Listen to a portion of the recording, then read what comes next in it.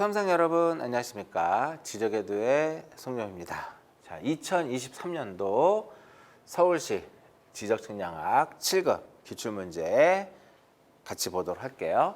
자, 기출문제를 풀기 전에 간략하게 단원별 기출문제 분석을 해보도록 할게요. 이번 2023년도 서울시 7급의 가장 특징적인 것은 뭐냐면 지금까지 시험에 출제되지 않았던 지적 원도 부분이 마지막 있죠. 지적 원도 데이터베이스 구축 기준에서 좌표 독치와 관련된 문항이 출제가 됐습니다. 지적 원도 데이터베이스 구축은 통상적으로 지방직 9급에서 출제되는, 즉 지적 전산학개론에서 출제되는 문제죠.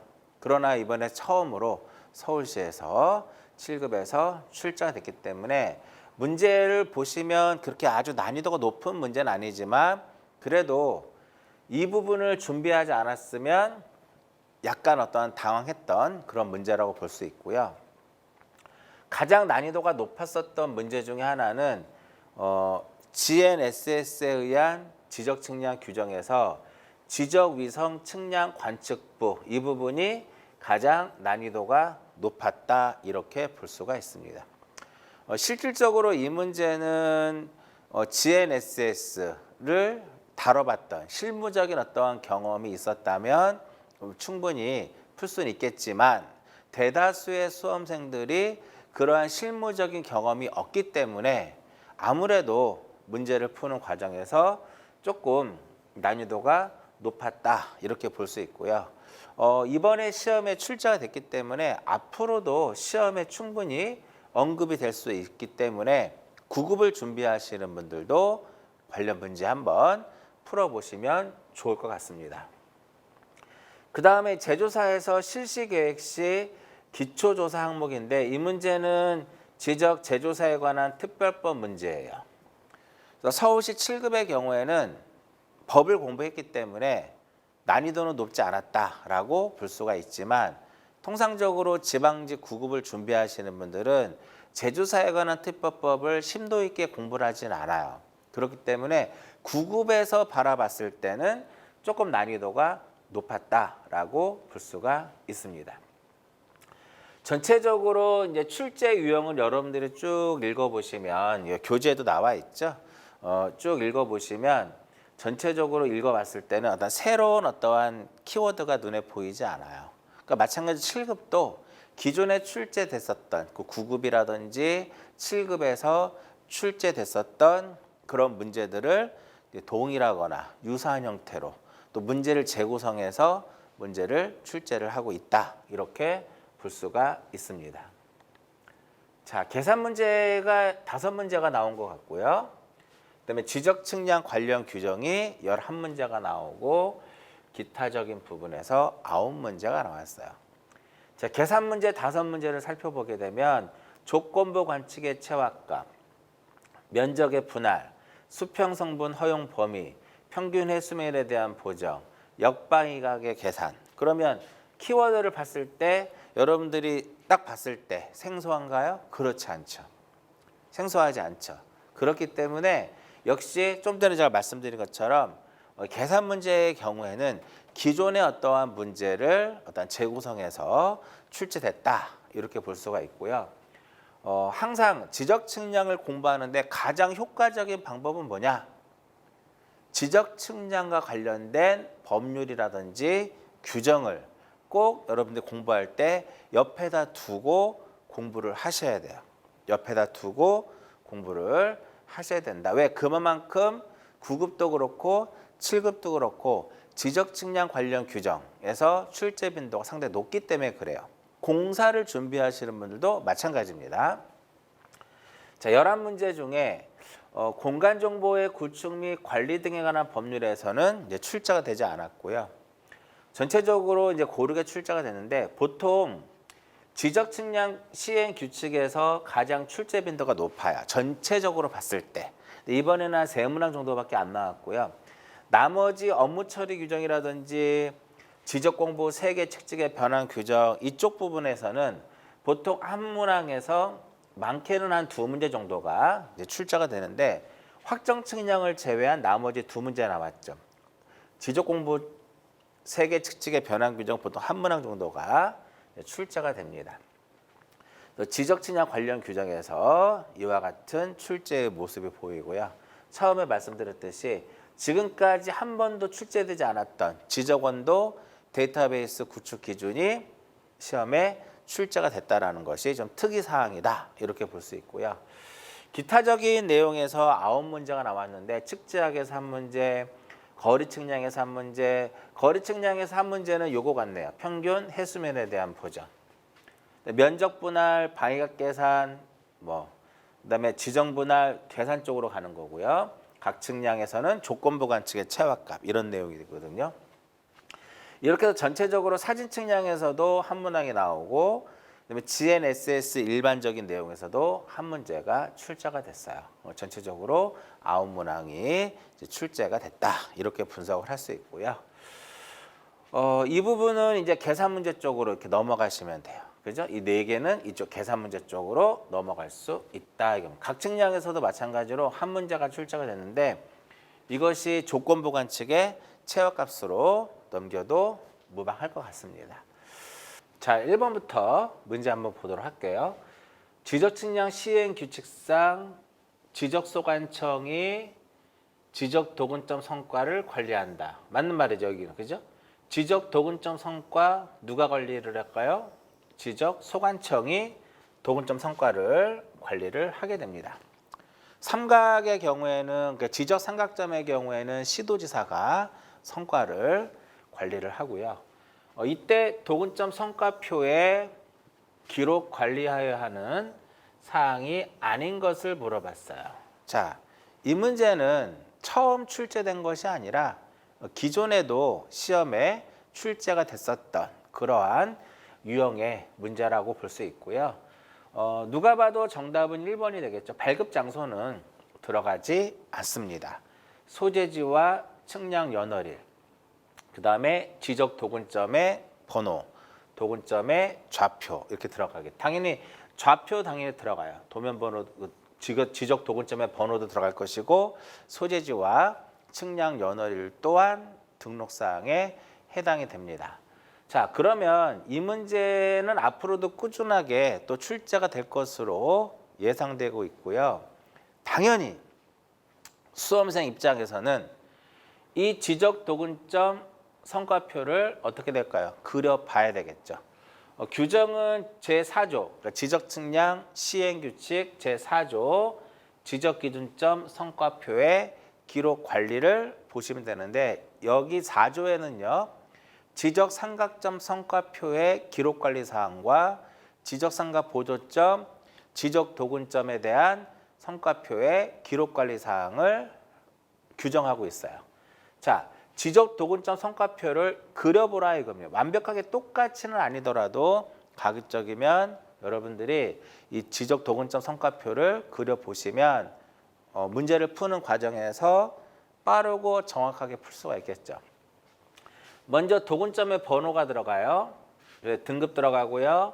1등 도선이냐 2등 도선이냐 이렇게 등급이 들어가겠고 등급에 따른 도선명 1등 도선은 가나다 2등 도선은 기역, 니은, 디귿 이와 같은 형태로 도선명을 부여하는 거고요. 도근점 번호의 경우에는 영구 표지를 설치할 때는 어떻게 시, 군, 구별로 일련 번호를 부여를 하게 되어 있고요. 표지의 재질이 들어가고 이 도근점이 어디 소재하고 있는지 소재 들어가고요. 도면 번호가 들어갑니다. 지적도, 임야도, 제 몇 호 이것이 바로 무엇이냐면 도면 번호의 개념이고요. 그 다음에 설치와 재설치. 설치와 재설치 연회를 들어가고 좌표 들어가고요. 경도, 위도 들어가고 경위도는 초아래 몇 자리? 3자리. 좌표는 센티메타. 원점명 들어가죠. 그 다음에 표고. 표고도 센티메타. 여기서 경도와 위도와 표고는 경위도와 표고의 경우에는 필요시에만 등록을 합니다. 필요한 경우로 한정해서 등록을 하고요. 위치 약도 들어가고 조사와 관련된 내용들이 들어갑니다. 맨 하단부에는 조사와 관련된 내용들을 기록하게 돼요. 그러니까 조사 연월일, 조사자의 직위와 성명, 그다음에 조사 내용이 들어가는 거죠. 그러니까 이렇게 한번 여러분들도 지적 도근점 성과표를 그려보라 이겁니다.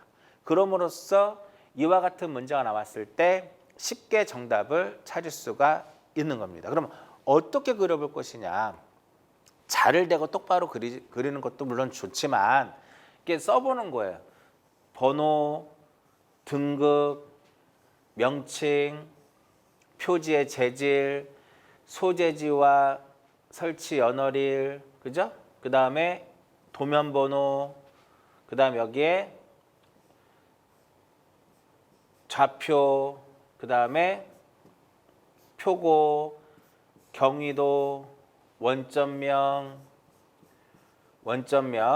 그 다음에 약도, 그 다음에 하단부에 뭐가 들어가? 조사와 관련된 내용이 들어가죠. 경위도 초아래 몇 자리? 초아래 세 자리.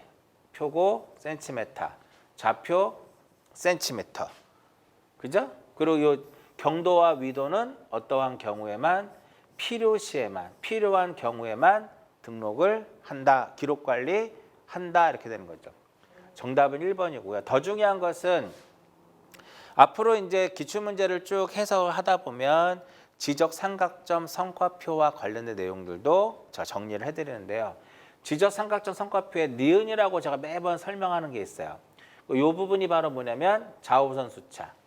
근데 여기 밑에 몇 개가 더 들어가요? 3개가 들어가죠. 알파는 무엇이다? 좌우선 수차. 알파는 좌우선 수차가 되는 거고요. 그 다음에 여기는 시준점의 명칭. 시준점의 명칭, 요거는 무엇이다? 방위각. 방위각과 그 다음에 이거 무엇이다? 거리 이렇게 돼요. 방위각과 거리. 좌우선 수차, 초아래 한 자리죠. 좌우선 수차라든지 시준점의 명칭과 방위각과 거리는 별도의 기준점을 보통 설치를 하게 되면 고시하도록 되어 있죠. 이들은 고시하지 않고 지적 삼각점 성과표에만 기록하고 관리하는 사항들이에요. 그래서 도근점 성과표에 기록 관리 사항이 아닌 것은 하게 되면 지금은 이제 측량 성과 발급 장소가 정답이 되지만 어떻게 보면 좌우선 수차, 시준점의 명칭, 방위각과 거리 이쪽이 답이 될 확률이 상당히 높다라는 거죠. 그렇죠? 그래서 지적 삼각점 성과표도 그려보시고 지적 도근점, 지적 보조점 성과표도 그려보면서 서로 간에 이렇게 비교해서 또 정리하는 것도 상당히 중요합니다. 정답 1번. 그 다음 2번. 지적기준점 표지의 설치 관리에 대한 설명이다. 이 중 옳지 않은 것은 일단 답은 1번이네요.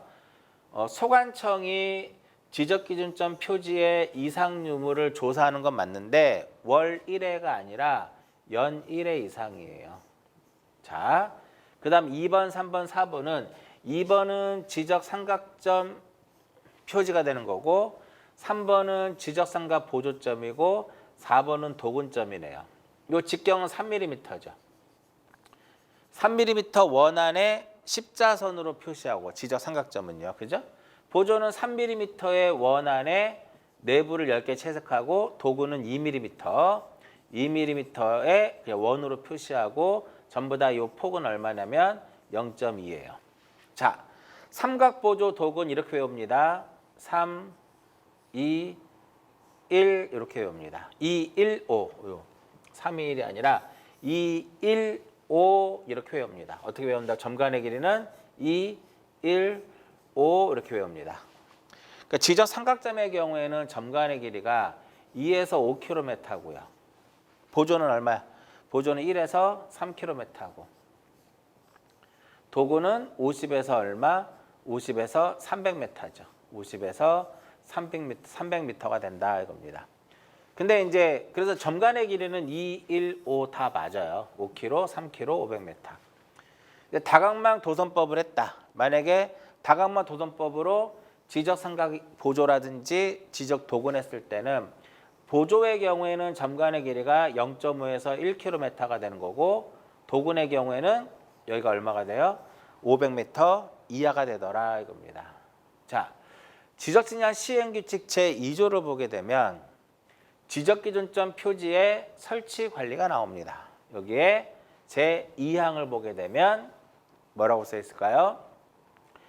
월 1회가 아니라 연 1회 이상 지적소관청이 이상 유무를 조사를 하게 됩니다. 이때 멸실되거나 훼손된 기준점 표지를 계속 보존할 필요가 없을 경우에는 기준점 더 이상 쓸모가 없으니까 폐기할 수 있다 이렇게 되는 거고요. 그 다음에 지적소관청이 관리하는 지적기준점 표지가 멸실되거나 훼손되었을 때는 다시 설치할 수도 있고 보수해야 된다. 누가? 지적소관청이. 정답은 1번이고요. 무난하게 정답을 찾을 수가 있습니다. 자, 3번 볼게요. 다음의 보기에서 AB 측선의 방위각을 구하시오라고 얘기를 했는데 이 문제는 일단 제가 눈으로 한번 풀어볼게요.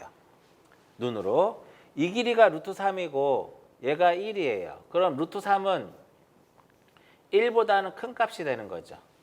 그죠? 그러면 이 각은 45도보다는 작은 각이 나올 수밖에 없는 거야. 만약에 밑변과 높이가 같다면 45도가 되는 거잖아요. 근데 밑변이 더 크기 때문에 높이보다는 밑변이 크기 때문에 이 각은 45도보다 작은 각이 나오는데 문제에서 AB의 역방의 각을 구하라고 했잖아요. 그럼 AB의 역방의 각을 구하라고 했으니까 결국은 이 각을 구하는 거예요. 그럼 이 각을 구하는 거니까 3번하고 4번은 답이 될 수 없다. 1번하고 2번은 답이 될 수 없고 3번 아니면 4번이 정답인데 이 각이 45도 작은 각이 나오니까 시험의 특성상 30도일 수밖에 없어요. 30도일 수밖에 없기 때문에 결국은 VBA를 구하는 거니까 VAB에다가 얼마를 더해주면 돼요? 180도를 더해주면 되죠. 빼도 상관없습니다. 여기가 30도란 말이에요. 그죠? 그럼 얼마가 되냐면 210도가 돼요. 그럼 빼면 얼마가 될까? 마이너스 얼마? 마이너스 150도잖아. 항상 방위각을 구할 때 마이너스의 각이 나오면 이 값에다 얼마를 더해주면 되냐면 360도를 더하게 됩니다. 그래도 얼마? 210도가 되겠죠. 근데 10명 중에 9명은 이렇게 풀죠. 왜? 이게 더 훨씬 빠르니까. 180을 더할 것이냐 뺄 것이냐는요. 역방위각을 구할 때 우리가 방위각과 역방위각의 차이는 180도예요.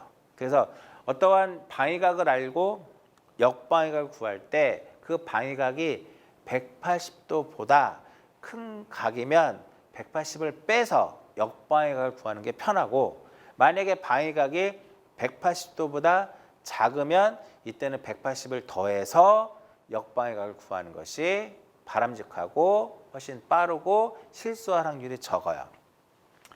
그래서 정답은 몇 번이 되냐면 정답은 3번이 됩니다. 자, 이렇게 느낌으로도 풀 수 있다라는 거죠. 그죠? 다시 한번 말씀드리면 이게 만약에 이 길이와 이 길이가 같다. 여기가 1이고 여기가 1이면 여기가 몇 도가 돼요? 45도가 돼요. 근데 지금 이 길이가 길고 이 길이가 짧으니까 그죠? 짧으니까 이 각은 45도보다 작은 각이 나와요. 그러니까 여기가 루트 3이고 얘가 1이니까. 만약에 정답이 4번이 되려면 어떠한 그림이 그려져야 되는 거냐면 이렇게 그려져야 되는 거예요. 그러니까 요 길이가 루트 3이 되는 거고 그러니까 이 길이가 루트 3이 되는 거고 이 길이가 얼마가 돼야 돼요? 이 길이가 여기가 1이 돼야 되는 거죠. 그랬을 때는 요 각이 몇 도가 돼? 60도가 된단 말이야. 그랬을 땐 정답이 몇 번이다? 4번이 된다 이겁니다. 이해하셨죠? 자, 이렇게 눈으로 어떤 감각적으로 문제를 풀 수 있고요. 그 다음에 이제 다른 방법을 한번 풀어보면 AB의 역방위각을 구하라고 했으니까 결국은 VBA를 구하라는 거죠. 그럼 VAB에서 플러스 얼마를 하면 되냐면 180을 하면 돼요. 요 각이 VAB죠. 요 각이 VAB다 이겁니다. 근데 이 길이가 루트 3이고 이 길이가 1이에요. 그러면 보통 탄젠트 세타는 밑변분의 뭐가 돼? 밑변분의 높이가 되는 거죠. 그럼 여기서 탄젠트 세타는 루트 3분의 얼마? 루트 3분의 1이 돼요. 밑변분의 높이니까. 그러면 탄젠트 세타가 루트 3분의 1이다. 그러니까 몇 도가 될까요? 요거는 30도를 얘기하는 거죠. 여기다 이제 30도를 집어넣게 되면 210도라는 이 값을 얻을 수 있고요. 아니면 이렇게도 한번 풀어볼까요? 또 다른 방법으로.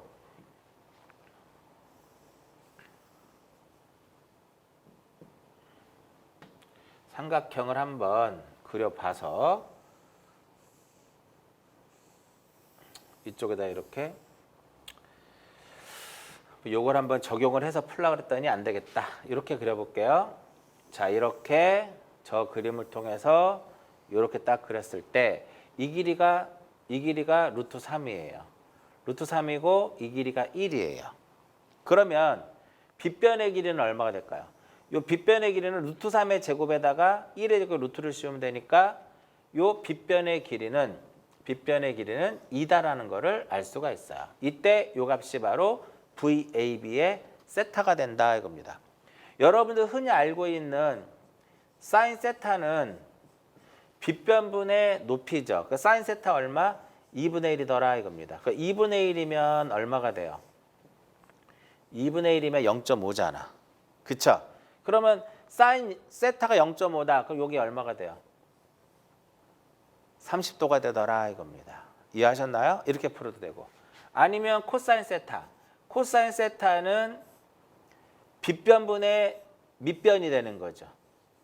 코사인 세타가 2분의 루트 3이에요. 그럼 코사인 세타는 몇 도가 된다? 역시 30도가 되더라 이겁니다. 결국은 여러분들이 이 삼각함수에 대한 기본적인 이거를 알고 있어야만 문제를 풀 수 있는 거고요. 그죠? 그래서 탄젠트 루트 3분의 1은 몇 도가 돼요? 30도가 되더라 이겁니다. 사인 30도 2분의 1이고요. 코사인 60도가 2분의 1이죠. 45도는 2분의 루트 똑같고 시험에서는 탄젠트 45도가 공무원 시험에서는 가장 시험에 잘 나오고요. 공사를 보시는 분들은 어찌됐든 우리가 계산기를 사용을 하기 때문에 어떻게 나오더라도 계산기를 사용해서 문제를 푸시면 되고요. 사인 60도가 2분의 루트 3이면 이 반대가 코사인 30도랑 같은 거죠. 이렇게 해서 코사인 0도는 1이고 이러한 삼각함수를 기억하셔야만 나중에 여러분들이 교차점 계산부라든지 이 교차점 계산부라든지 원과 직선과의 어떠한 교점에서도 이러한 삼각함수를 적용을 하게 되고요. 이렇게 방위각을 구하는 과정에서 어떤 두 점의 좌표가 주어졌다, 두 점의 종선차라든지 횡선차가 주어졌다. 이러한 경우에도 기본적으로 이 공식을 삼각함수에 대한 0도, 30도, 45도, 90도에 대한 사인 값, 코사인 값, 탄젠트 값을 알고 있어야만 이와 관련된 문제가 나왔을 때 여러분들이 쉽게 정답을 찾을 수가 있어요. 그 정답은 210도죠. 여기가 몇 도 되니까 30도가 되는데 이거 쓰시면 안 돼요. 항상 문제를 정답을 찾기 위해선 문제 출제자가 요구하고 있는 것이 정확히 무엇인지를 잘 체크를 하셔야 돼요. 그럼 이렇게 그림을 그리면 3번 아니면 4번일 수밖에 없다라는 결론을 내릴 수 있고요. 이때 요각이 눈으로 딱 봤을 때 45도보다 큰 것이냐 작을 것이냐 한번 생각해 봐도 당연히 이 각은 이 길이가 높이가 밑변이 높이보다 그죠? 밑변이 이 높이보다 크니까 이 각은 45도보다 작을 수밖에 없다. 그래서 정답은 210도다. 이렇게 접근하시면 됩니다. 3번의 정답은 3번이고요. 4번. GNSS에 의한 지적측량 규정에서 수평 성분의 허용 범위를 구하시오. 자, 세계 좌표를 지역 좌표로 변환할 때 측량 범위에 따른 수평 성분의 허용 범위가 규정되어 있어요. 자, 이 문제는 과거에 실질적으로 시험에 출제가 됐었던 문제죠. 근데 이것을 약간 재구성을 해서 문제를 냈는데요. 수험생들의 어떠한 혼동, 그러니까 수험생들의 어떠한 어떤 수험 함정에 빠뜨리기 위해서 5km 초과고 10km 이내라는 이 규정을 여기서 이제 문제에서 언급을 했는데 사실은 5km 초과는 의미가 없어요. 즉 10km 이내 요것만 딱 체크해서 보시면 돼요. 괜히 이거 봤다가 실수할 수 있으니까. 왜 그러냐면 자, GNSS에 의한 지적측량 규정 제14조 지역 좌표의 계산에 보면 수평 성분의 허용 범위가 측량 범위에 따른 수평 성분의 교차가 주어지는데요. 측량 범위가 2km 곱하기 2km 이내인 경우에는 6cm 플러스 2cm 루트 n이고 5km 곱하기 5km 이내일 경우에는 10cm 플러스 4루트 n이고 10 곱하기 10 이내인 경우에는 15cm 플러스 4루트 n이에요. 이해하셨나요? 그럼 여기서 만약에 이거를 초과라고 뭐 볼 수는 없겠지만 이내란 말이에요. 그러면 문제에서 주어지는 조건은 10km 이내란 말이죠. 그래서 얼마를 대입을 해야 되냐면 15cm 플러스 4루트 n 이렇게 되는 거죠. 요 n이라고 하는 것은 좌표 변환할 때 사용했던 기지점의 수를 얘기합니다. 그래서 9를 대입을 하면 돼요. 3, 4, 12에 그럼 얼마가 나오냐면 27이 나옵니다. 단위는 무엇이다? 단위는 센티미터가 되겠죠. 따라서 4번의 정답은 몇 번이 되냐면 4번이 됩니다. 기존에도 이와 같은 기출문제가 출제된 적이 있었죠. 그래서 그것을 그때 당시는 아마 제 기억으로는 5km 범위로 주어졌을 겁니다. 이번에는 5km를 초과하고 10km 이내인 이렇게 주어졌으니까 이쪽을 대입을 하셔야 되겠죠. 따라서 4번의 정답은 4번입니다. 그 다음 5번. 다각망 도선법의 망의 형태에 따른 조건식의 수에 대한 설명이다. 이 중 옳지 않은 것을 찾아라 이겁니다. 보통 다각망 도선법은요. 지적 삼각 보조점이라든지 지적 도근점 측량에서 다각망 도선법으로 계산을 하게 되는데 다각망 도선법에서 조건식의 수는 도선수 마이너스 무엇이 된다? 도선수 마이너스 교점수가 돼요. 도선수 마이너스 교점수가 되고 다각망 도선법은 1교점 다각망 도선법이 있고 2교점 다각망 도선법이 있는데 1교점에는 X형과 Y형이 있고 2교점에는 A형과 H형이 있는데 그럼 여기 1번 볼까요? 최소 조건식의 수는 도선수 마이너스 교점수로 계산을 합니다. 그래서 이거에 대한 과거의 기출문제를 보게 되면 이것에 대한 계산 문제도 여러분들이 시험에 출제된 것을 볼 수가 있을 거고요. 자, X망은 이게 X죠. X의 경우에는 최대 조건식이 4개이지만 3개만 만족시키면 된다. 요게 최소 조건식이니까 3개만 만족을 하면 되는데 왜 그러냐면 왜 4개냐면 요렇게 하나, 요렇게 둘, 요렇게 셋, 요렇게 4개예요. 근데 몇 개만 만족을 하면 되냐면 이렇게 3개만 만족을 해도 무방하더라 이겁니다. Y형은요. Y형은 요렇게 하나, 요렇게 둘, 요렇게 3개예요. 그런데 몇 개만 만족을 하면 된다? 이렇게 두 개만 만족을 하면 돼요. 그래서 도선수가 하나,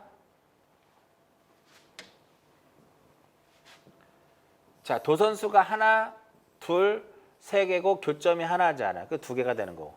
얘는 도선수가 하나, 둘, 셋, 네 개예요. 네 개에서 하나를 빼니까 세 개가 되더라 이겁니다. 자, A형과 H형은 H형 가지고 볼까요? 이렇게 H형 이렇게 존재를 하게 되면 세 개가 나오는데 이렇게 하나, 이렇게 둘, 이렇게 세 개예요. 근데 원래는 여기가 하나가 더 있는 이렇게 네 개가 그래서 네 개가 되지만 그래서 여기 보면 Y형은 세 개지만 두 개만 만족하면 되고요. 여기서는 세 개만 만족하면 돼요. 네 개가 되는 거죠. 하나, 둘, 셋, 네 개인데 몇 개만 하면 이렇게만 해도 이 부분이 다 포함되는 거니까 조건식을 적용할 때 이 부분도 다 포함이 되니까 네 개 전체는 네 개지만 이렇게 세 개만 만족시켜도 된다라는 거죠. 이해하셨나요? 그러면 결국은 5번의 정답은 몇 번이다? 5번의 정답은 4번이다 이겁니다. 실질적으로 시험에 나왔을 때는요. 요 최대 조건식을 묻는 것이 아니라 최소 조건식을 물어봐요. 그래서 두 개, X형은 Y형은 두 개, X형과 A형과 H형은 세 개를 얻을 수가 있습니다. 이 다각망 도선법에서는요. 지적삼각 보조점하고 지적 도근점에 대한 다각망 도선법에 대한 어떤 차이점, 뭐 폐쇄고차에 대한 공차의 차이라든지 연결오차에 대한 공차에 대한 차이가 존재하죠. 이렇게 비교할 수 있어야 되겠고요. 최근 들어서는 이제 1교점하고 2교점에서는 평균 방해각이라든지 평균 종선좌표, 평균 횡선좌표를 구하는 문제가 많이 출제가 되고요. A형과 H형에서는 상관방정식, 표준방정식과 관련된 내용들이 출제가 되고 있죠. 그렇죠? 이제 그러한 부분까지도 학습을 하실 필요가 있다는 겁니다. 5번의 정답은 몇 번이라고요? 5번의 정답은 4번입니다. 6번. 자, 측지 원점을 정의하기 위해서 필요한 매개 변수로 옳지 않은 것은 종표고는 필요가 없어요. 자, 측지 원점을 정의하기 위해서 필요한 매개 변수로는 장반경 A와 편평률 F, 연직선 편차, 측지 방위가 정표고가 아니라 뭐야? 지오이드고 경도라든지 위도 이러한 것들이 측지 원점을 정의하기 위한 필요한 매개 변수다 이겁니다. 정답은 2번이고요. 여기서 F 같은 경우는 계산 문제로는 나오진 않지만 A분의 A-B 요거 꼭 기억하시고 이거 우리가 A를 긴 반지름이라고 하죠. 지금은 법률상에서 장반경이라고 하지 않고 뭐 장반경이나 같은 개념인데 긴 반지름 이렇게 표현을 하고 있어요. 자, GRS80 타원체의 F는 얼마가 되냐면 298점 얼마? 298.257분의 얼마? 1이더라. 물을 수도 있으니까 기억을 하십니다. 자, 7번. 평판측량 나왔네요. 교회법이라는 기준이란 말이 나왔고요. 옳지 않은 것을 찾아라 라고 얘기를 했습니다. 답이 너무 눈에 뻔히 보이네요. 교회법은 평판을 이와 같이 평판을 설치를 해서 관측을 할 때 관측을 하게 되면 이때 이 교회각이 몇 도가 돼요? 30도에서 몇 도? 30도에서 150도의 범위 내야 되는 거죠. 그럼 여기서 20도에서 160도가 아니라 그러니까 눈에 딱 정답이 바로 보입니다. 그렇죠? 자, 교회법에 대한 거 간단하게 한번 정리를 해보면 지적측량 시행규칙 제18조네요. 세부 측량의 기준 및 방법 해가지고 평판 측량의 교회법의 기준. 자, 우리 교회법에는 전반교회법이 있고 측반교회법이 있고 후반교회법이 있어요. 근데 우리 지적에서의 그 평판 측량은 기지점에다 기계를 세워서 측량하는 전반교회법과 기지점하고 미지점에다 기계를 세워서 측량하는 후반교회법을 사용을 합니다. 측반교회법을 사용을 하게 돼요. 후방교회법은 기계를 어디다 세우는 거? 평판을 미리점에다 세우는 거죠. 항상 평판 측량에서 교회법이 딱 나왔을 때는 후방이라는 게 있는지 없는지, 후방교회법은 우리 평판 측량에서 적용하지 않죠. 그리고 교회를 했을 때는 반드시 어떻게 3방향 교회를 하도록 돼서 한 방향, 두 방향 반드시예요. 반드시 3방향 교회를 하도록 되어 있고, 이때 요 각이 몇 도? 좀 전에 얘기한 것처럼 30도에서 150도고 가장 이상적인 각도는 몇 도가 돼요? 법에 표시도 안 됐지만 가장 이상적인 각은 90도입니다. 그리고 방향선의 도상거리는, 그러니까 평판을 세웠을 때 이와 같이 이렇게 도지에서 측짐이 꼽혀 있고 방향선을 긋죠. 이 방향선의 요 길이는 몇 센치다?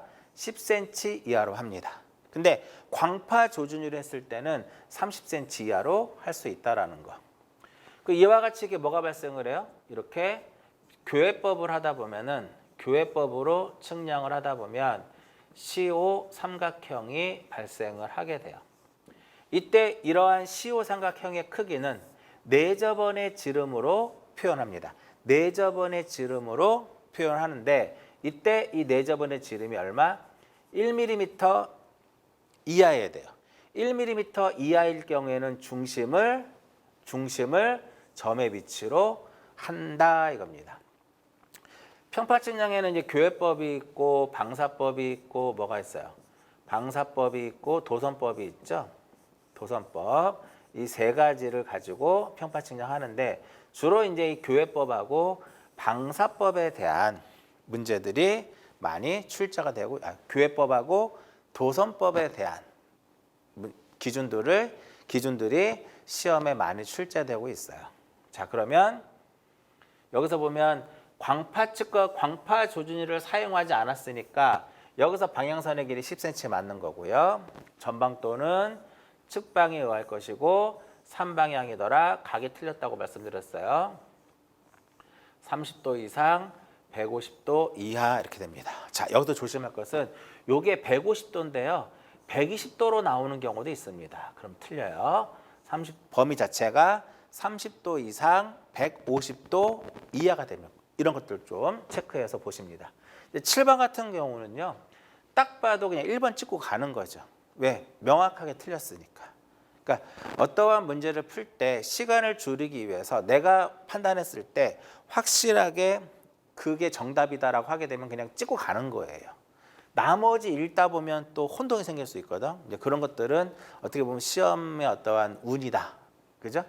분명히 답이 이건데 읽다 보니까 순간 착각을 해서 다른 걸 답을 쓸 수 있는데, 그런 것들은 최대한 시험장에서 있으면 안 되겠죠. 자, 8번. 자, 전자평판. 전자평판 측량에 대한 설명이다. 옳지 않은 것은, 자, 지적 업무 처리 규정에서 시험에 출제가 됐었네요. 이 전자평판은 이제 전자평판 측량이라고 하는 것은 토탈세이션을 이용하는 거죠.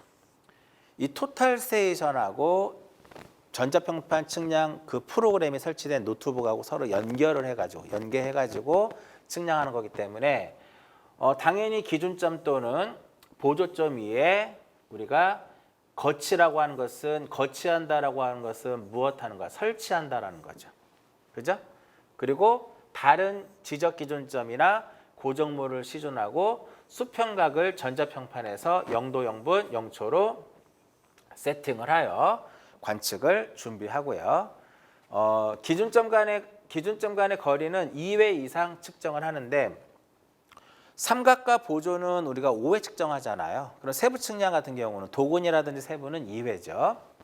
연직각은 천정을 0도로 세팅합니다. 90도가 아니라 0도로 세팅을 하고요.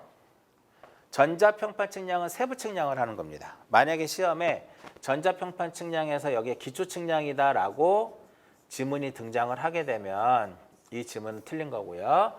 지적 기준점을 기준으로 해서 실시를 할 것이고, 면적은 전산 처리 방법에 따른다 이겁니다. 간단하게 한번 해설 볼게요.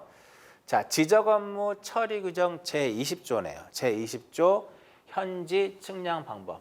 어떻게 보면 이쪽 현지 측량 방법이 지적 측량 쪽에서 출제 빈도가 상당히 높은 부분이에요. 지적 업무 처리 규정에서. 자, 여기서 이제 전자평판 규정을 보게 되면 기준점은 지적 기준점에다 설치한다 그랬어요. 맞죠? 지적 기준점을 그러니까 좀 전에 전자평판 측량을 통해서 세부 측량을 했을 때 기준점은 지적 기준점에 될 것이고요. 면적은 전산 처리 방법을 따른다. 과거에는 좌표 면적 계산법이다라고 문제에서 나왔었죠. 옛날 법은. 근데 법이 개정이 되면서 전산 처리 방법에 따른다라고 써 있고요. 자, 이동거리. 자, 전자평판에서 점과 점 간의 이동거리는 지적 도근점 측량의 점 간의 거리를 준용해요. 그래서 50에서 몇 메타? 300m예요. 50에서 몇 메타? 300m 이내다 이겁니다. 그래서 지적 도근점 표지의 점 간 거리를 준용하는 거예요. 준용. 그다음 설치. 설치는 어디서 설치한다 그랬어요? 지적 기준점 또는 보조점. 지적 기준점 또는 보조점에 설치하고 시준은 고정물이라든지 지적 기준점을 시준하면 돼. 지적 기준점이나 고정물을 시준하고요. 수평각 측정을 할 때는 0도, 0분, 0도 여기다가 설치하고 지적 기준점이나 고정물을 시준하여 0도, 0분, 0초로 세팅을 하고 거리 측정은 2회 측정하고요. 연직각은 천정을 몇 도로 한다? 90도로. 이 천정을 몇 도로? 0도로 세팅을 하게 돼요. 자, 이 내용이 지적 업무 처리 규정 제20조 현지 측량 방법에서 전자평판과 관련된 전자평판 측량과 관련된 기준이에요. 그래서 다시 보시면 토탈 스테이션을 지적 기준점 또는 보조점 위에 거치한 후 다른 지적 기준점이나 고정물을 시준하여 0도 0분 0초로 세팅을 하고 점 간의 거리 이외에 천정을 0도로 한다 그랬어요. 정답은 3번이죠. 자, 전자평판 측량도 꾸준하게 시험에 이제 출제가 되고 있습니다. 자, 9번 볼게요. 자, 면적의 지정 분할인데 오래간만에 나왔네요. 면적의 지정 분할인데 요걸 한번 지금 이 길이가 지금 얼마냐고 물어본 거예요. 문제에서. 근데 얘를 이렇게 한번 볼게요. 여기를 Q라고 한번 해보고 여기를 파이다라고 얘기를 하게 되면 요 면적 사다리꼴 면적이 여기가 M이고 여기가 N이라고 하게 되면 요 사다리꼴의 면적은 F는 2분의 윗변, 아랫변 요 길이가 문제에서 AB 길이가 L이라고 했으니까 이 길이가 L이란 말이에요. 이렇게 면적이 이렇게 나오겠죠. 그죠? 자, 그랬을 때 지금 요게 AP 거리다. 요게 AP 거리. 근데 지금 문제에서 보시면은 지금 문제의 조건을 쭉 살펴보면 문제의 조건을 살펴보면 AD와 BC가 평행하고 그죠? 또한 AB와 PQ가 평행하니까 이 길이와 이 길이가 어때요? 같죠? 그죠? 요 길이도 그럼 뭐가 되는 거야? 이 길이도 AP가 되는 거예요. 그러니까 이거를 다시 이렇게 쓰면 F는 2분의 2 AP의 L 사인의 베타 이렇게 되겠죠. 여기서 이렇게 지워지고 결국 문제에서 요구하는 것은 AP의 거리가 얼마냐라고 물어봤어요. L에다가 사인의 베타분의 무엇이다? F. 정답은 몇 번? 1번이고요. 자, 여기서 볼 때 눈치가 좀 빠르신 분들은요. 코사인 들어갈 수 없어요. 그죠? 나누기 들어갈 수가 없어. 그러니까 1번을 딱 쓰시면 되겠죠. 자, 이렇게 풀어도 돼요. 요 부분에 대한 면적은 어떻게 될까요? 면적은 요 길이에다가 요 길이 곱하면 되는 거잖아요. 그럼 이 길이는 얼마가 돼? L에다가 사인의 베타고 곱하기 얼마? AP를 하게 되면 면적이 나오는 거예요. 여기서 AP 길이를 구하게 되면 이렇게 구할 수가 있겠죠. 그러니까 굉장히 빠르게 또 구할 수도 있습니다. 9번의 정답은 몇 번? 1번이에요. 자, 앞으로 면적의 지정 분할도 평행할 거 말고, 그러니까 요 AD와 DC가 평행한 것은 꾸준히 나오는데 이게 이런 방향이 있을 것이고 다양한 형태의 문제가 직각인 경우도 있을 것이고 이렇게 평행한 경우도 있을 것이고 세 가지의 유형이 있거든요. 그에 따른 어떠한 결과식을 물어보는 그러한 문제도 출제될 수 있을 것으로 예상이 돼요. 9번의 정답은 1번입니다. 자, 10번. GNSS 측량에서 두 개의 주파수, 즉 L1과 L2를 수신할 수 있는 수신기를 사용하는 이유는, 자, 이 문제는 여러 번 출제가 됐었고요. GNSS에 의한 지적 측량 규정에도 기선 해석 쪽에 명확하게 언급이 되어 있는 거죠. 자, L1과 L2 두 개의 주파수를 조합해서 사용하는 이유는 뭘까요? 전리층에 대한 지연 오차를 제거하기 위함이에요. 일단 여기서 요거 한번 볼까요? 신호의 대표적인 것이 L1이 있고 L2파, 반송파라고 하죠.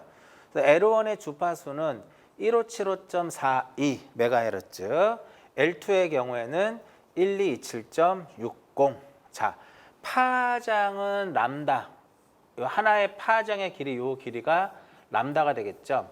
람다는 어떻게 풀어? F분의 V로 풀더라 이겁니다. 그럼 문제에서 F가 주어지고 속도가 주어지면 한 파장의 길이를 구할 수 있는데, 공사 보시는 분들은 계산기를 사용할 수 있으니까 계산 문제, 공식도 좀 알아두시고요. 보통 이제 L1의 주파수 한 파장의 길이는 19cm고요. L2의 경우에는 24cm입니다. L1의 경우에는 CA 코드와 P 코드와 항법 메시지를 전달하고요. L2의 경우에는 P 코드와 항법 메시지를 같이 포함해서 전달이 되는 거죠. 정답은 2번입니다. 11번. GNSS에 의한 지적 측량 규정에 따른 지적 위성 측량부 중에 지적 위성 측량 관측표에 포함되지 않는 것은, 어떻게 보면 뭐 찍더라도 이제 찍을 수밖에 없는 그런 문제이기도 하고요. 실질적으로 실무자 입장에서는 11번 문제가 쉬울 수 있지만 대부분의 수험생들이 실무를 하지 않은 상태에서 이러한 문제들을 접하기 때문에 당연히 실무를 접하지 않은 수험생 입장에서는 11번 문제가 어려울 수밖에 없다. 그렇죠? 앞으로도 시험에 출제될 수 있는, 그러니까 어떤 난이도 조절하는 차원에서 시험에 이제 출제될 수 있으니까 꼭 기억을 하실 필요가 있고요. 큰 틀만 한번 볼까요? 자, 지적 위성 측량 관측부 별지 1호에 해당되는 거기 때문에 그래서 난이도가 높은 거예요. 자, 지적 위성 측량 관측부에는 일단 지구명, 관측 날짜, 관측 조 명단, 그러니까 성명 들어가는 거죠. 조별 성명과 수신기명, 그 다음에 안테나명 이렇게 들어가고요. 그 다음에 관측 일정표 들어갑니다. 연월일, 세선명, 관측조, 관측전명 쭉 나오죠. 그래서 이거 보시면 관측 시작 시간과 종료 시각, 관측 시간, 최저 고도가, 위성수, 관측 간격 이런 것들이 들어가요. 그러니까 전체적으로 이 문제는 지적 위성 측량 관측부를 알고 있니? 라고 묻는 거예요. 여기에 어떠한 내용들을 포함하고 있는지 알고 있니? 라고 물어보는 거거든요. 그렇기 때문에 좀 전에 제가 말씀드린 것처럼 실무를 하신 분들 입장에서는 굉장히 쉬운 문제일 수 있지만 실무를 하지 않은 수험생 입장에서는 어려울 수밖에 없다. 결국은 찍어야 되는 거거든요. 정답은 자료 처리 소프트웨어는 들어가지 않습니다. 그러니까 보면 관측표라고 하는 것에서, 그죠? 관측 날짜, 수신기명, 지구명 이런 것들이 들어가는 거예요. 정답은 4번입니다.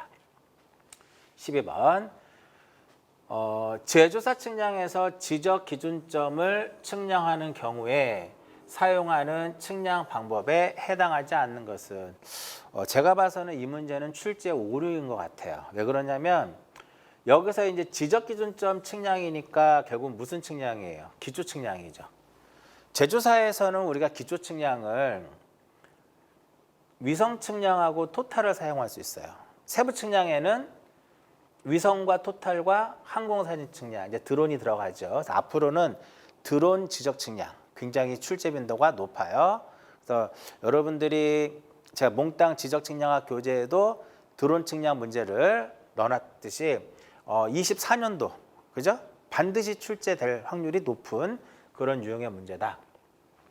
그리고 기준점 측량에는 위성 측량하고 토탈인데 위성 측량에는 이제 단일도 쓸 수 있고 또 뭐도 쓸 수 있어요. 다중도 쓸 수 있고 그다음에 또 뭐도 있어요. 정지 측량도 있단 말이야.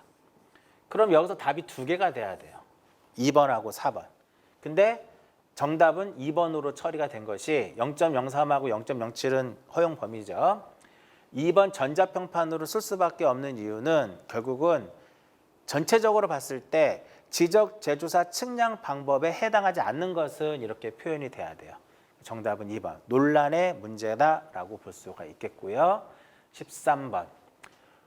지적 제조사 업무 규정이죠. 그래서 난이도 조절하기 위해서 출제됐었던 문제 중에 하나인데 자, 서울시를 준비하시는 분들은 23년도까지만 하더라도 서울시를 준비하시는 분들은 지적법을 시험 본단 말이에요. 9급도 그렇고 7급도 그렇고. 그럼 지적법을 공부하는 과정에서 지적제조사 업무 규정도 시험에 출제가 된 적이 있었기 때문에 서울시 7급, 9급은 당연히 이 문제가 그렇게 어렵지 않게 느껴져야 돼요. 다만 지방직을 준비하시는 입장에서는 굉장히 난이도가 높을 수밖에 없는 그런 유형의 문제라고 볼 수 있는데 왜냐면은 우리가 보통 지방직 공부하시는 분들은 업무 규정 잘 안 보거든요. 제조사 업무 규정. 공사도 마찬가지예요. 자, 실시 계획을 수립하기 위해서 기초조사를 실시를 해야 되는데 다음 중 항목과 연결이 올바르지 않은 것은 토지 소유 현황은요. 대장을 보면 돼요. 토지 대장하고 임야 대장을 보면 돼요. 그리고 건축물에 대한 기초조사는 뭐를 볼까요? 지가 자료가 말이 안 되는 거죠. 건축물 대장을 봐야 돼요. 이 경우에는. 건축물 대장 이렇게 들어가는 거죠. 그럼 디귿이 들어가면 안 돼. 디귿이 들어가면 안 되고 반드시 기역이 들어가야 돼요. 반드시 기역이 들어가야 돼. 그죠? 그리고 여기에 용도니까 토지 이용 계획 자료를 가지고 볼 수 있고요. 토지 이용 현황은 지용도가 들어가서 안 되는 거예요. 토지 대장을 봐야 돼요. 그래서 리을이 또 들어가면 안 돼. 정답은 몇 번이냐면 1번입니다. 한번 볼까요? 자, 업무 처리 규정 제5조 실시계획의 수립에서 기초조사 항목 및 조사 내용이 보면 위치와 면적은 지적도와 지용도예요. 그러니까 제조사 지구의 위치와 면적이 지적도와 지용도고요. 건축물의 경우에는 무엇이다? 건축물 대장. 용도별 분포에 대해서는 토지 이용 계획 자료. 토지 소유 현황은 국유지냐 공유지냐 사유지냐 토지 대장 임야 대장. 개별 공시지가가 지가 자료고요. 토지 이용 현황은 무엇이다? 역시 지목별 면적과 분포니까 토지 대장이 되는 거예요. 그래서 정답은 기역과 니은만 맞습니다. 지적도하고 지용도의 경우에는 아까 지적도와 지용도는 위치와 면적이란 말이야. 위치와 면적 이렇게 되는 거고요. 지가 자료는 개별 공시지가가 되는 거죠. 13번의 정답은 1번입니다. 조금 이제 아마 이때 당시에 7급을 준비하시는 분들은 지적 제조사 업무 규정을 보기 때문에 그렇게 난이도가 높지 않다라고 볼 수는 있지만 지방직을 준비하시는 분들은 이러한 내용이 있었나라고 생각할 수도 있어요. 정답은 1번입니다. 14번 지적공부 세계 측직의 변환 규정에서 변환계수 산출에 필요한 공통점 결정에 있어서 경계점 좌표등록부 시행 지역의 세계 측직의 관측 성과와 세계 측직의 관측 성과와 대상 지역의 변환 성과 간 허용되는 연결 교차는 어떻게 될 것이냐 이겁니다. 이 부분은 이제 공통점 결정에 있어서는요. 연결 교차의 경우에는 경계점 좌표등록부 비지역은 7.5cm고 그 밖의 지역은 12.5cm예요. 그 밖의 지역은 12.5cm니까 여기서는 지금 경계점 좌표등록부 시행 지역이기 때문에 정답은 7.5cm입니다. 정답은 2번이고요. 이 문제도 기존에 한 번 정도는 언급이 됐었던 그런 유형의 문제고요. 지적공부 세계 측직의 변환 규정은 공사를 준비하시는 분들도 반드시 공부하셔야 돼요. 반드시 공부를 해야 되는 그러니까 지적 측량 쪽에서 출제될 수 있고요. 최근 들어서 지적 공부 세계 측직의 변환 규정이 지방직에서는 전산학개론에서 출제된 적이 있었죠. 그러니까 이 부분은 전산학개론에서 나올 수도 있고 지적 측량 쪽에서 나올 수 있는 문제예요. 그렇기 때문에 지적 측량 쪽에서 지적 공부 세계 측직의 변환 부분에 대해서 완벽하게 정리하면 전산학개론에서 출제가 된다 하더라도 쉽게 답을 찾을 수가 있고요. 내용으로 봤을 때 그렇게 양이 많지 않아요. 양이 많지 않기 때문에 충분히 여러분들이 정리하고 시험에 대비할 수 있다라는 거죠. 정답은 2번입니다. 5번. 자, 처음에 도입 부분에 지적 측량에서 원도가 나올 확률은 그렇게 높지 않거든요. 지적 측량에서 지적 원도가 나올 확률은 높지 않은데 이번에 시험에 출제가 됐어요. 그렇기 때문에 글쎄요. 지방직을 보시는 분들, 9급을 준비하는 입장에서는 이 문제가 굉장히 쉽게 풀리겠죠. 그죠? 그러나 공사를 준비하시는 분이라든지 4, 5시 7급을 준비하시는 분들이라면 지적원도 데이터베이스 구축 작업 기준을 공부할 확률이 거의 없어요. 그래서 앞으로는 공사에서도 지적원도 데이터베이스 구축 작업 기준이 출제될 수 있으니까 어차피 한 문제 정도 나올 수 있죠. 공사를 준비하시는 분들도 이 부분은 그 양이 많지 않기 때문에 좀 준비를 하시는 것도 나쁘지 않다. 이렇게 보고요. 좌표 독치에 대한 설명입니다. 좌표 독치에 대한 설명이고 이 문제에 대해서 풀면 옳지 않은 것은 하면은 여기서 보면 1mm가 눈에 보여야 되거든요. 경계는 몇 mm야? 0.1이죠. 그 0.1이 되는 거예요. 자, 그러면 지적원도 데이터베이스 구축 작업 기준 제11조. 11조가 좌표 독치에 대한 내용인데요. 이 좌표 독치는 이미지 파일, 그러니까 스캐닝한 이미지 파일을 가지고 벡터화하는 거예요. 그래서 좌표 독치는 반드시 좌표 독치기를 사용을 합니다. 좌표 독치기 또는 좌표 독치 응용 프로그램을 활용하여 레이어별로 입력을 합니다. 레이어별로 여기서는 도각선, 경계 이런 식으로 각각의 레이어별로 입력하는데 반드시 수동으로 합니다. 수동으로 하고요. 밀리미터 단위로 소수점 이하 2자리 이상 취득을 해서 미터 단위로 3자리까지 결정을 하게 되고요. 경계는 당연히 중복되지 않아야 되고요.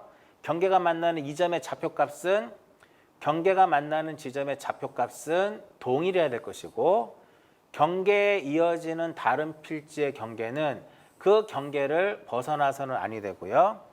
굵기 얼마? 0.1, 0.1. 입력 좌표는요. 여기를 기준으로 하는 겁니다. 좌하단점의 도각선의 수치를 기준으로 해서 가산하고요. 요 도각을 할 때는 좌하단, 좌상단, 우상단, 우하단 이렇게 도각점을 연결해서 하고 행정구역선은 지적원도에 표시된 유형별로 선형으로 입력을 하되 행정구역선이 없을 경우에는 위성 영상을 활용해서 입력을 하게 됩니다. 1mm가 아니라 얼마예요? 0.1이에요. 그리고 필지의 경계, 이게 이제 좀 전에 설명한 내용하고 좀 다른데 여기 볼게요. 필지 경계선 중 직선 경계는 각 굴곡점에 하나의 점 데이터만 있어야 되고요. 반드시 폐합이 돼야 되고 다른 필지 경계선으로 분기되는 지점이 있는 경우는 반드시 점 데이터로 시작이 돼야 돼요. 15번의 정답은 몇 번이다? 15번의 정답은 1번입니다. 이 문제는 좌표 독치에서 필지 경계선 편집 기준이에요. 요거 정답은 1번. 16번. 자, AOC의 최하값을 구하라. 요 값의 최하값을 구하는 건데 이미 시험에 나왔었죠. 이 문제는. 자, 그러면 요 관측 횟수가 2회, 3회, 6회예요. 이렇게 조건부 관측의 최하값이죠. 조건부 관측의 최하값에서 각 이렇게 측정하고 이렇게 측정을 했죠. 즉 요거를 우리가 알파라 하고 얘를 베타라 하고 이거를 감마라고 가정을 할게요. 그럼 여기서는 알파 플러스 베타 플러스 알파 플러스 베타 이꼴 뭐가 나와야 돼? 감마가 나와야 돼요. 근데 감마가 나오지 않겠죠, 당연히. 여기는 여기 알파고 이게 베타고 감마죠. 60초인데 여기는 몇 초예요? 30초죠. 두 개 합치면 60초인데 여기는 30초예요. 같지 않단 말이죠. 그렇죠? 그 얼마만큼 오차 2는 얼마냐면은 오차 2는 30초가 되더라 이겁니다. 그런데 만약에 이 30초인데 여기서 동일하다. 동일한 어떠한 조건에 의했다면 나누기 3을 해서 나누기 3을 해서 큰 각에다가는 마이너스 보정을 하고 작은 각에다가는 무슨 보정을 하면 돼요? 작은 각에다가는 플러스 보정을 하면 돼요. 그렇죠? 근데 지금 보면 관측 횟수가 주어지지 않았어. 자, 그럼 여기서는 요게 컸죠. 그러니까 알파하고 베타에다가는 무슨 보정? 마이너스 보정을 하고 감마에다가는 플러스 보정을 하면 됩니다. 그러면 여기 보면 30초보다는 커야 되는 거니까 모두가 정답이 될 수가 있어요. 그래서 이 문제는 눈으로 풀 수가 없어. 눈으로 풀 수 없고 반드시 계산을 명확하게 해야 돼요. 그렇죠?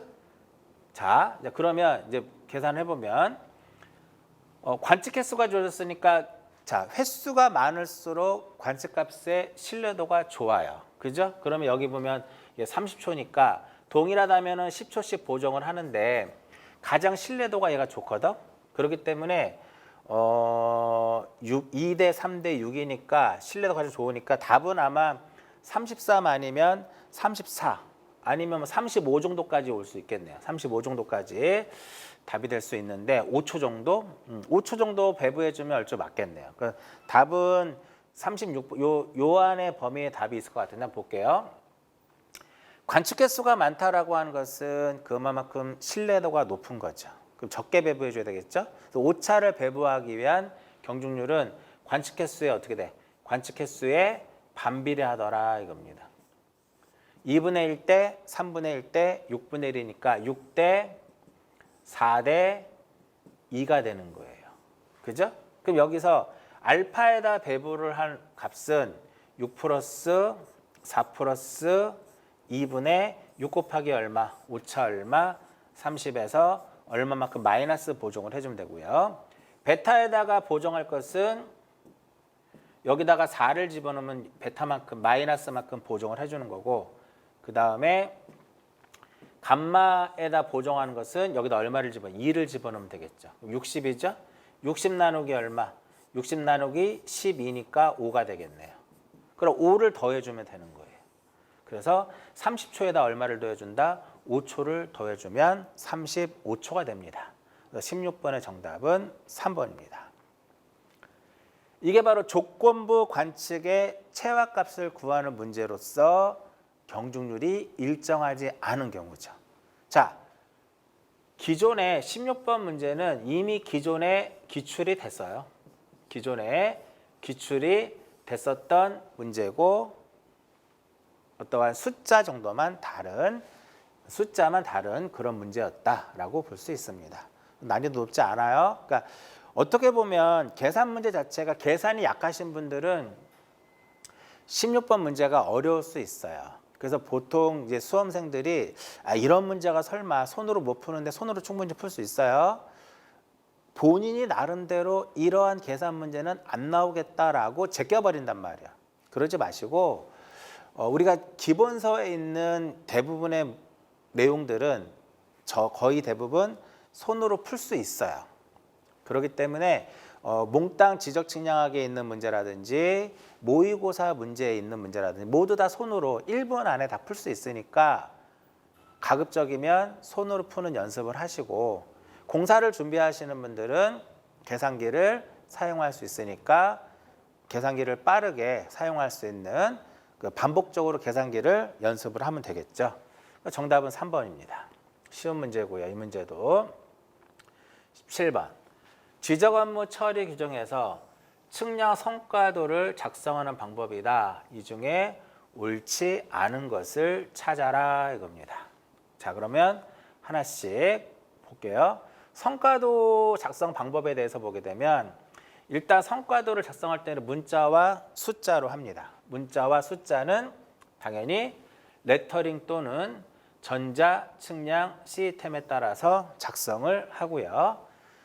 우리 지적 측량에는 다양한 측량이 존재하죠. 그래서 측량 성과도를 작성할 때는 그 성과도에 명칭이 들어갑니다. 신규 등록, 등록 전환, 분할 등등등등. 과거에 예전에 서울시에서 한번 나왔던 게 토지 이동. 토지 이동이라고 하는 측량이라는 건 없어요. 그래서 이러한 사이에 요 사이에 토지 이동 이렇게 이제 포함이 되면 틀린 지문이다. 자, 경계점이 좌표로 등록된 지역은 명칭 앞에 뭐를 써요? 좌표라고 씁니다. 이게 이제 수치다 이렇게 나오면 또 틀리고요. 옛날에는 수치라고 썼지만 좌표로 바뀐 지 꽤 됐고요. 명칭 앞에예요. 명칭 뒤가 아니라. 그 다음에 이렇게 경계점이 좌표로 등록된 지역은 경계점 간에 뭐를 집어넣어야 되냐면 계산거리를 성과도에 기록을 하게 됩니다. 자, 분할선은 이제 항상 기본적으로 붉은색 실선으로 표시를 하고요. 점유한항선은 점선으로 표시가 되는 거죠. 점선으로 표시가 돼야 되겠고요. 성과도에서. 그다음에 이제 복원된 경계점. 복원된 경계점은 2, 3 이렇게 외웁니다. 2, 3. 직경 2에서 3mm 이하의 붉은색 원으로 제도를 하는데 만약에 식별이 불가능하다. 그러면 반으로 쪼갭니다. 그래서 필지가 작아서 식별이 곤란할 경우에는 1에서 얼마?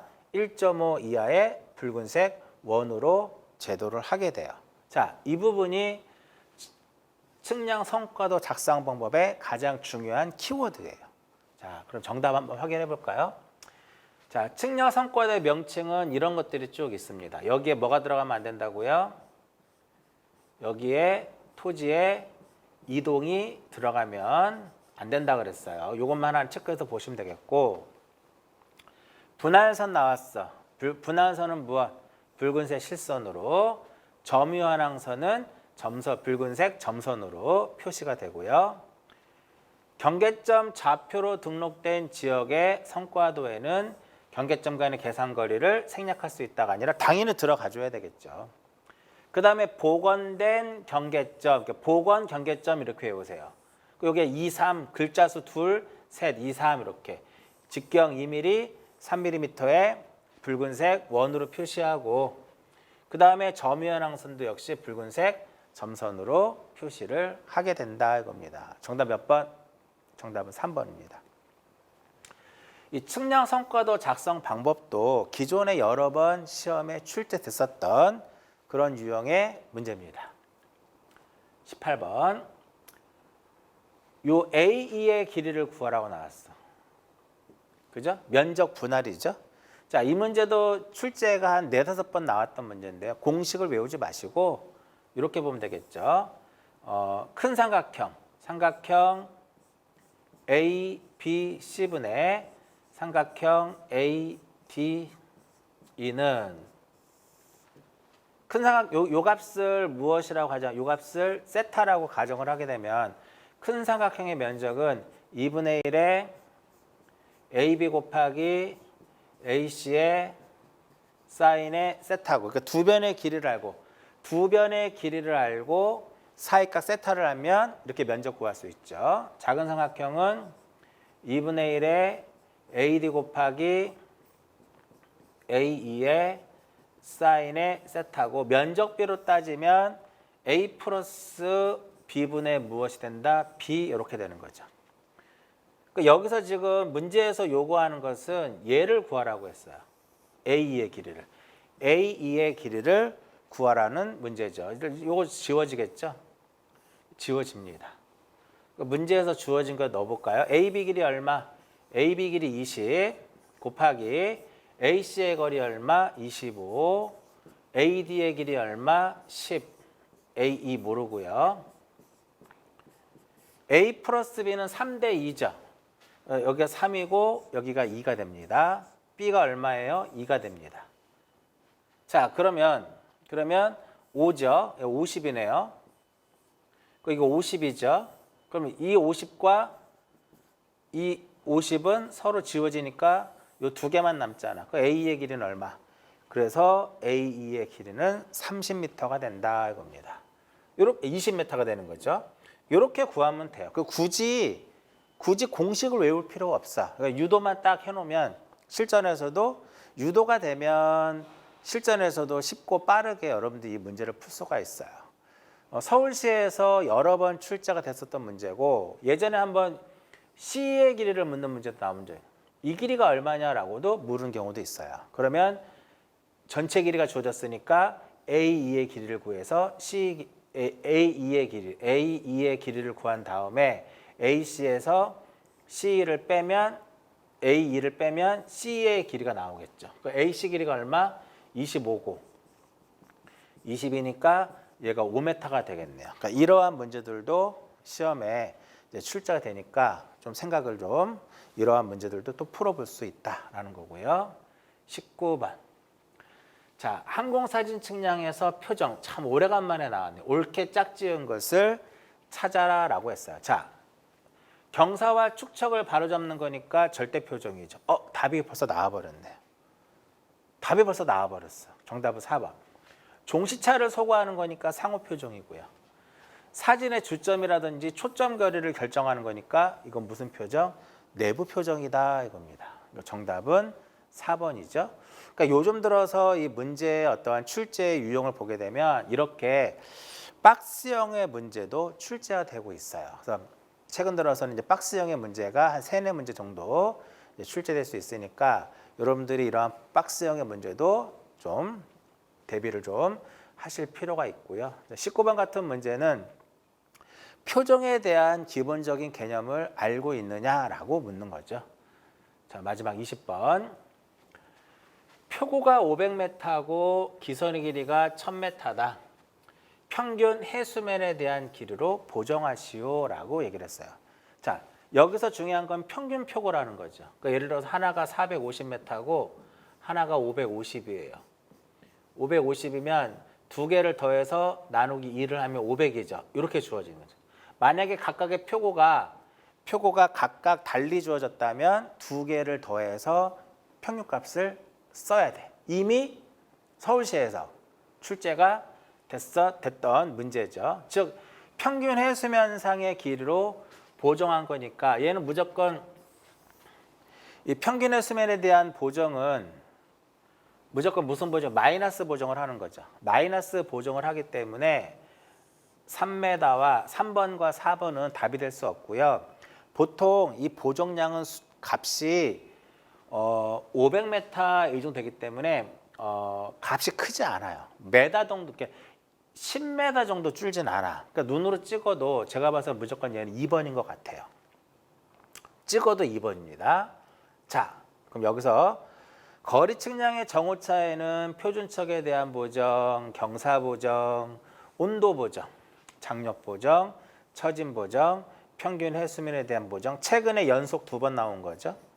연속적으로 얘가 출제가 됐었고요. 아직까지 시험에 나오지 않은 거, 처진 보정 안 나왔고 장력 보정 시험에 나오지 않았습니다. 얘네들은 한 번 정도는 시험에 출제가 됐어요. 자, 그러면 장력과 처짐은 아직까지 시험에 출제되지 않았으니까 나머지 부분은 기존에 출제된 문제를 통해서 대비가 가능하다라는 거죠.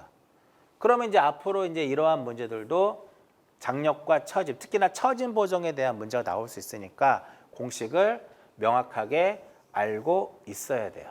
자, 그러면 이 문제는 지금 평균 해수면에 대한 보정이니까 CH다라고 가정을 하면 마이너스 무엇이다? R분의 LH예요. 그대로 넣으면 돼. 마이너스 R은 5,000으로 주어졌죠.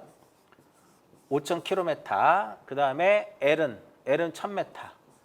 1,000m고 500m네요.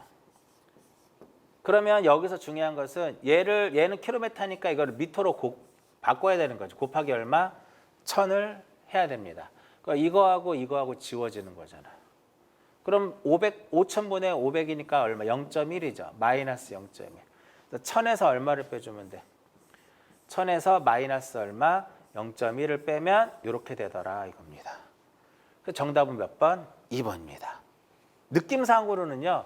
얘가 절대 답이 될 수가 없어요. 10m 정도 이렇게 차이값이 날 수가 없어. 이해하셨나요? 자, 그래서 20번의 정답은 몇 번이냐면 2번이다. 이렇게 볼 수 있어요. 자, 여기까지가 2023년도 서울시 7급에서 출제됐었던 기출문제인데 처음에 제가 언급했듯이 기존의 어떠한 지적 원도, 첫 번째 지적 원도가 시험에 출제되지 않았는데 지적 측량에서 출제됐었다라는 좀 특이한 거죠. 그 다음에 두 번째 위성 측량 관측부가 나왔다라는 거. 그죠? 이런 두 문제 정도가 새로운 유형의 문제다. 이렇게 볼 수가 있어요. 그래서 서울시 7급을 앞으로 준비하시는 분들은 7급이다 보니까 인원수가 많지 않기 때문에 고득점을 맞아야 돼요. 그래서 고득점을 위한 준비가 필요하고요.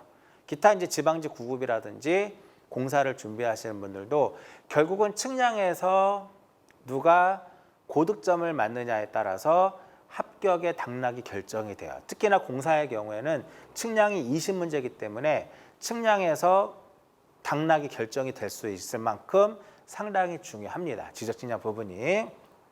측량에 대해서 좀 더 깊게 자세하게 준비를 해야 될 필요가 있다라고 보고요. 자, 이번 시간은 여기까지 하고 마치도록 하겠습니다.